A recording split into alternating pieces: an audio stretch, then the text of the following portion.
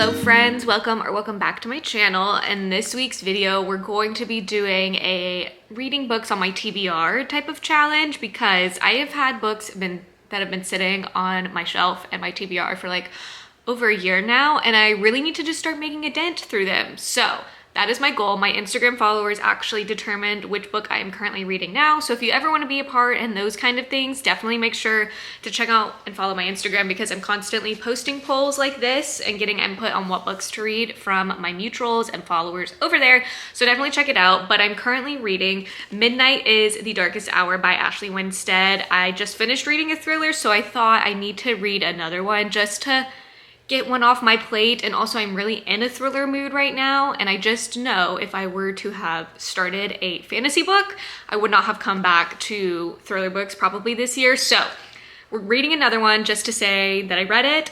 This book has also been on my TBR for literally almost a year now, so it is definitely time for me to read this. Ashley Winstead is actually one of my favorite authors ever. I've read only 2 books from her, but I love her Instagram account and just like her interviews. I think she's really cool, and I went to a book event when she was here in Dallas and I met her, and she's literally so cool. So big fan of her. And this is the second thriller that I'll be reading from her. I read In My Dreams I Hold a Knife, and that is one of my all-time favorite books from her. It's a 5-star thriller for me. That one is more dark academia, messy friend group drama and trying to figure out who did the murder. And then I also read The Boyfriend Candidate, which is also one of my favorite romances ever. It's set in Austin, Texas, and it's a fake dating type of relationship, and it is technically a political romance. However, it's not that heavy in the politics, so I think if you weren't someone wanting that type of book, I think you could still enjoy it. I love those 2 books. Those are 5-star reads, and so I'm really hoping that this one will also be a 5-star read or maybe a 4-star read. This one is set in a small town in Louisiana that is very religious, and basically the church runs the town. Basically, our main character is part of, how do I explain this? I'm trying to figure out how to explain this without giving too much away because I'm going in pretty blind.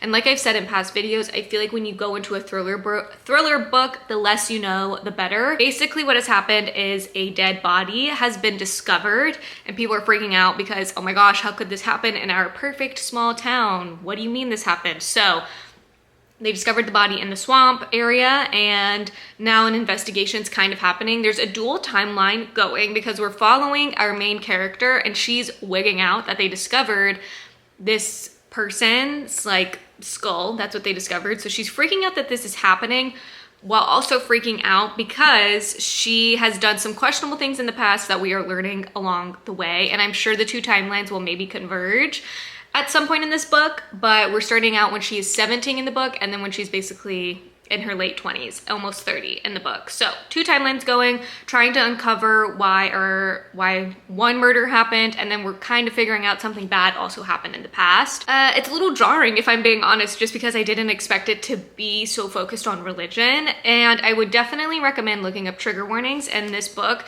At the beginning, they do list out all the triggering topics that are going to be mentioned throughout the story, so I would definitely, if you're interested in reading it, maybe look up trigger warnings if you do get kind of offended by any of these topics. There's a lot of heavy topics and a lot of just discussion around religion happening, which I think is really fascinating. And I love that Ashley took a stab in going in this direction. It's very different than her other books that I've read. So it is an adjustment, trying to get used to the writing style and just the tone of this book. I am enjoying it so far, and I don't really have much thoughts other than that. I'm like 30-ish% into the book, so I don't have too much initial learnings, but I am enjoying it so far. It's more so just like getting a lay of the land that's happening right now and trying to figure out who is who. So I'm not mad. It's just very different, not what I expected. And I've seen a lot of mixed reviews. When this book first came out, I saw a lot of mixed reviews on it. So now that it's been a year, I've seen some more positive reviews come out from it. So I'm curious to see where I will fall in my rating, especially given that Ashley's one of my favorite writers.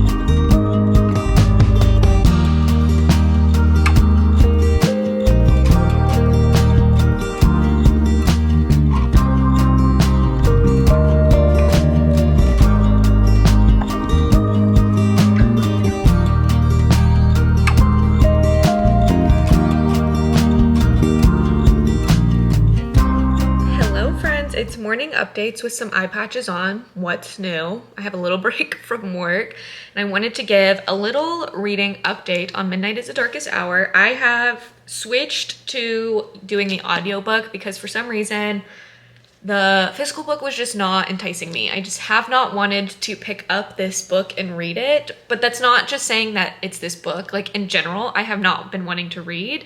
I've just been wanting to like listen to things or like watch shows and stuff like that. So because of that, I figured it would be helpful if I switched to the audiobook, and I saw that Libby had it out and available for me to use immediately. So love that for me. So I am now like 50% into this book, and transparently, I really don't have much thoughts on it. It's interesting, and I think what's being shared is an interesting topic. I just like don't have much like general thoughts on it. And I did look up some Goodread reviews just because I was curious on like maybe what my peers were saying, because I do know a lot of people who have read this book, and I tried to avoid their reviews because I knew I wanted to read this at some point. And I kind of agree that I feel like this was mismarketed. I know it was pushed as a thriller, and I definitely would disagree. I think it's more of a small town mystery drama kind of thing. Yeah, I just wouldn't classify this as a thriller unless something changes in this book, but it's definitely more mystery focused, which is totally fine. And I'm having like an okay time. Like it's interesting. I'm not like dreading it now that I'm listening to the audiobook. I'm like, okay, like I don't mind this. It's fine. So I'm looking at a 3-star.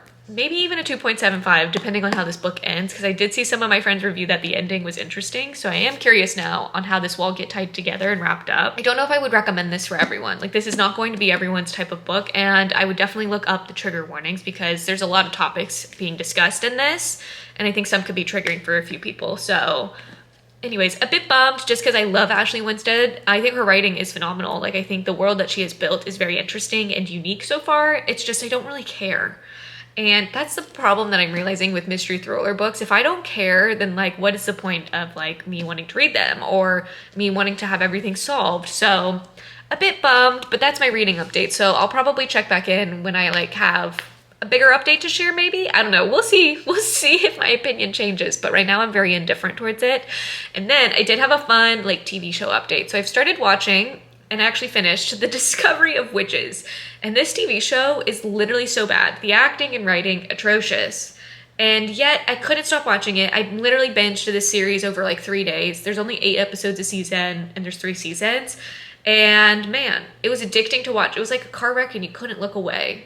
It was so bad, guys. Like so bad, yet so good. And it was a nice little escapism, especially given like what's been going on in the world. It was nice to like watch that and escape and be content. So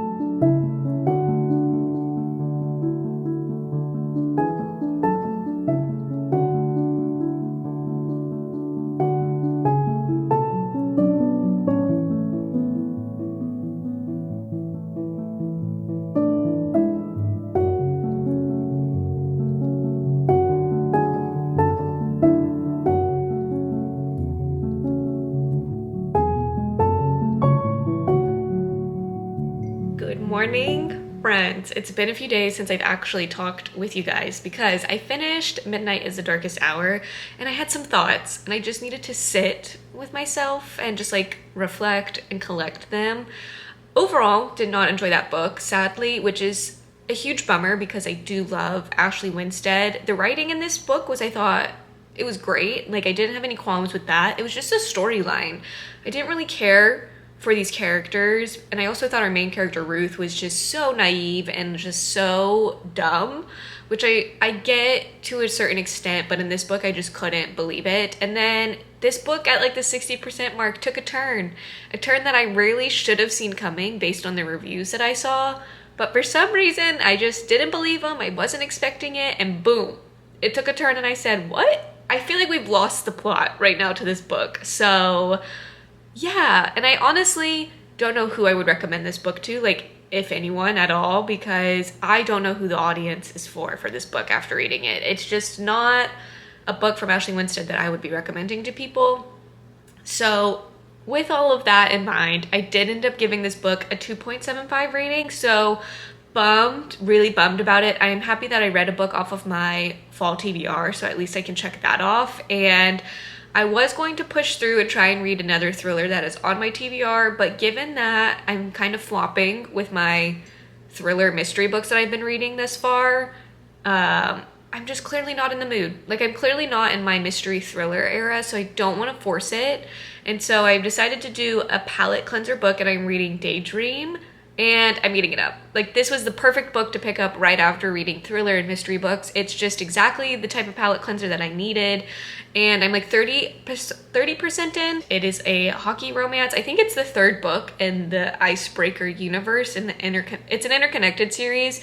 I have not read books 1 and 2 because I literally did not care, but this book for some reason was speaking to me. I really think it's just because the cover is purple and like a cutesy purple color. I'm really eating it up. I love our main characters, especially Henry, our main male character. He just seems like a gem of a human being, and I need to find my own Henry. And I have a feeling if it continues going on the path that we're going on and it keeps getting better, that this could be a 5-star. Good morning, guys. I'm doing a reading check-in on Daydream. I am so happy I picked this book up after reading all my thriller books because, man, was I afraid I was going into a reading slump, but this confirms I'm not in a reading slump. I just needed a book that was for my mood.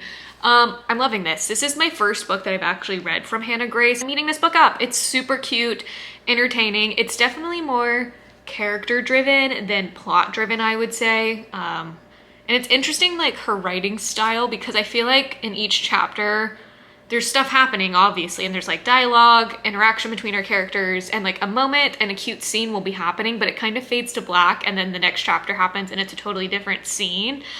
And there's just been some moments where I wish that didn't happen, and I wish we got a little bit more in that moment.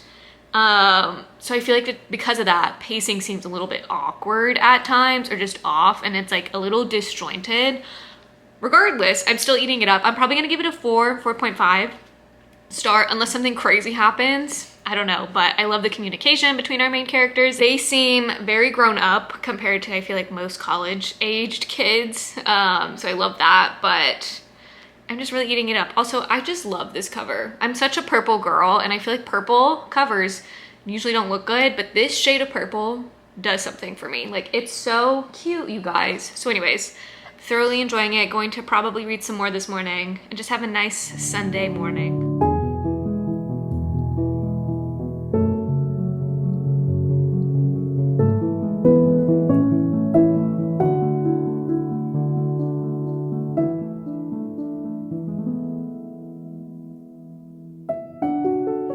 I finished reading Daydream, and it was exactly what I needed. It was the nice palette cleanser, fluffy, light read, and it's definitely more character driven than plot driven, and I appreciated that. I knew it was like basically gonna be the school time year as like our setting and plot, and then we just watched our characters throughout the months, and it was totally amazing. I will say, I feel like there were some chapters where I just wish we got a little bit more, because it kind of felt like the pacing was a little bit off and just a little disjointed at times, because I feel like we would be building up to this really cute scene, and then she would end the chapter, and then we would start in a totally different day in a different scene, and I would kind of be like, wait, I kind of wanted to see more of that. So that was my like one negative. And then my only like interesting tidbit is that these college kids are way more mature than my college friends. Like, when we were in college at that time, we were being idiots. We just like weren't this communicative, I feel like especially boys. Boys were not this communicative and like knew how to communicate. So I loved reading about it, and I think it's so healthy, and I love seeing it represented in a book. So overall, I thoroughly enjoyed Daydream. I haven't read the first 2 books in this series, and I totally got everything. There wasn't ever a moment where I felt like I was missing pieces. Hannah did a good job of like giving this small nuggets of information that you might need. So yeah, if you haven't read the first 2 and you want to dive into this, I totally recommend it. Again, I'm a sucker for a purple cover, so I love it. So I'm giving it a 4.25 rating, almost a 5-star. Just like the pacing of it was a bit awkward at times, I thought. But overall, I really can't complain. It was just purely perfection. I loved getting to watch our characters like communicate. I think that's just what I really appreciated and value in this book, is how communicative partners can be, and it can help just enhance a relationship, and it doesn't make things awkward. So love, love, love. Really recommend. And then just to recap, I did read Midnight is the Darkest Hour in this vlog. I was gonna read another thriller to kind of like read books on my TBR, and I utterly failed because the thought of reading another thriller book was so just not it. This was a 2-star, do not recommend, but I would recommend Daydream. So if you're looking for a book out of these two, definitely check this one, add it to your TBR, add it to your like Christmas holiday wish list, because this was a good book and it's cute. Like this physical copy, gorgeous. So I think that's gonna be it for today's video. I was gonna try and read one more book, but I kind of wanna end this one here and then start a fresh reading vlog because I think I'm gonna start Throne of Glass. I think it's time. If you guys have read any of these books, let me know your thoughts down below in the comments. As always, if you have any book recommendations, books either similar to these or better than these, let me know as well down in the comments. Make sure to like, comment, and subscribe so you don't miss out on the next time that I post, and I'll catch you guys in my next video. Bye guys.